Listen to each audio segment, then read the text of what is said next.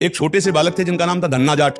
उनको परिवार की मां ले गई कथा सुनाने, तो कथा में कह रहे थे बिना भगवान का भोग लगाए जो खाता है वो पाप खाता है। तो पंडित जी के पास गए, हमारे यहाँ तो भगवान है नहीं, तो आप भगवान दे दो। तो उन्होंने सोचा लड़का है, इसको ठाकुर जी तो दे नहीं सकते, तो भांग खाते थे, तो भांग का बट्टा ऊपर का, कहा ये भगवान है ले लो। तो उनका आप कैसे सेवा करेंगे? तो बोले नहा के नहा देना और पवा के पा लेना, बस इतनी सेवा। घर में गए, नहाया और ठाकुर जी को ना, वही मतलब भांग के बट्टा को ना, और बाजरे की रोटी गरीब आदमी सामने रखा, पाओ प्रभु। एक दिन हो गया तो उन्होंने सोचा हमारे पास कुछ है नहीं, लगता पंडित जी के पास खीर पुआ सब सामग्री थी तो ठाकुर जी पाते, वो बिल्कुल ठाकुर जी मान रहे। दूसरा दिन हुआ फिर वही बाजरा, तीसरा दिन हुआ फिर वही बाजरे की रोटी।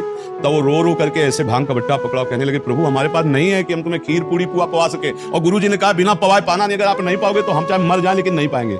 उसी समय श्री कृष्ण प्रकट हो गए, भांग के बट्टे की जगह में श्री कृष्ण बैठे और बाजरे की रोटी शुरू कर दी पाना। तो बोले देखो पूरी रोटी तुम नहीं पाओगे, आधी हमें दो आधी तुम पाओ। भगवान ने और फिर जो लीला का विस्तार हुआ कि धन्ना सेठ हो गए, ये है विश्वास।